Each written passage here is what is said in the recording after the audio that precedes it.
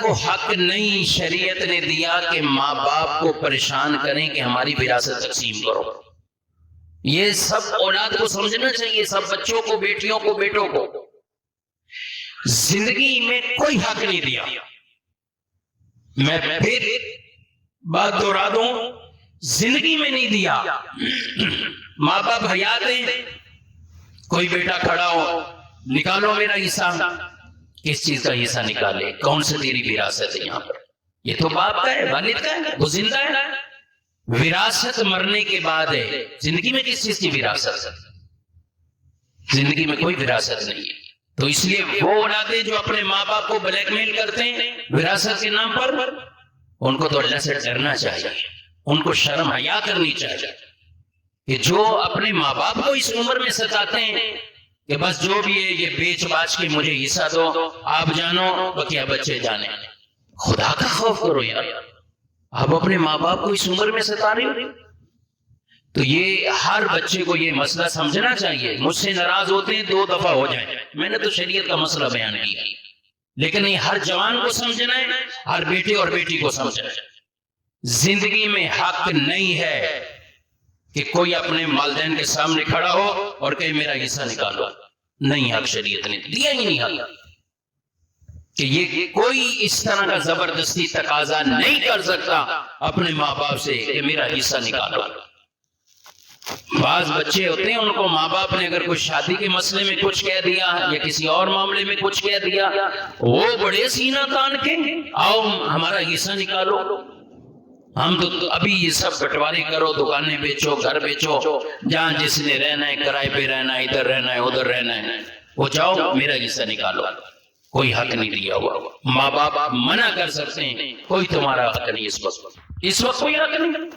کیوں ماں باپ کو پریشان کرتے؟ تو زندگی میں کوئی اولاد کا یہ حق نہیں ہے اپنے ماں باپ کو وہ پریشان کرے.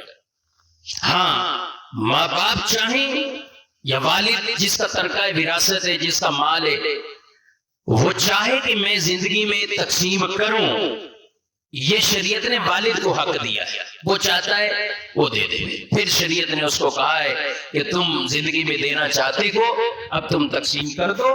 اور اس میں بہتر حکم یہی کہا ہے کہ لڑکے کو جو دے رہے ہو لڑکی کو بھی وہ دو. مرنے کے بعد والی تقسیم وہ الگ ہے. زندگی میں بہتر حکم یہی ہے کہ سب کو برابر برابر تقسیم کر کے سلسلہ ختم کر دے. اور اگر والد چاہتا ہے کہ کچھ کو زیادہ میں دوں، یعنی بیٹوں کو دگنا دے دوں، بیٹی کو آدھا دے دوں، جیسے میری موت کے بعد بھی ایسا ہونا ہے، تو یہ تقسیم بھی کر سکتا ہے کہ بچوں کو ڈبل اور بچیوں کو آدھا. بیٹے کے ہاتھ میں اگر ₹1,00,000 آ رہا ہے تو بیٹی کے ہاتھ میں 50,000 آنے چاہیے. 4 آنے نہیں، 8 آنے نہیں. پھر بیٹی کے ہاتھ میں یہ آنے چاہیے. مرنے کے بعد بھی یہی تقسیم ہے. تو جو والد یہ چاہے کہ بھائی بعد میں یہ جھگڑا کریں، کوئی مسئلہ کریں، فتنے کریں، آج ہی میں کر دوں. شریعت نے والد کو اختیار دیا ہے، لیکن اولاد کو نہیں دیا کہ زبردستی ماں باپ کو ستائیں، تنگ کریں اور کہیں کہ تم اپنی وراثت تقسیم کرو. یہ ان کو حق حاصل نہیں. جہاں شریعت نے دیا ہے اس طرح یہ تقسیم کر سکتے ہیں. ہاں، والد چاہتا ہے کسی بچے کے حوالے سے کہ اس کو وہ زیادہ دوسروں کی بنسبت دینا چاہے. مثال کے طور پر کسی نے والدین کے ساتھ بہت عرصہ گزارا، خدمت بھی بہت زیادہ کی، یا ان میں سے کوئی ایسا بچہ ہے جو دینی معاملات کے اندر مشغول ہے اور وہ دنیاوی معاملات میں اتنا مشغول نہیں، اور ماں باپ چاہیں کہ اس کو قدرے کچھ زیادہ دے دیں کہ یہ اس سے اپنے دینی معاملات ہی اسی طرح کنٹینیو کرے اور یہ دینی طور پر خدمت کر رہا ہے. یہ ایک جدا میٹر ہے کہ اس کو کچھ بقیہ سے زیادہ دے دیا. یہ زندگی میں اختیار ہے، مرنے کے بعد یہ اختیار نہیں ہے. ماں باپ اگر یہ کہہ جائیں کہ میرے مرنے کے بعد تم نے یوں تقسیم کرنی ہے، پھر نہیں چلے. وہ تو اللہ نے جو فرما دی اسی طرح ہی ہوگی کہ بیٹے کو ملے گا دگنا اور بیٹی کو ملے گا آدھا. یعنی بیٹے کو ملا 1,00,000 تو بیٹی کو ملا 50,000. بیٹے کو ملا 1 کروڑ تو بیٹی کو ملے گا 50 لاکھ روپے.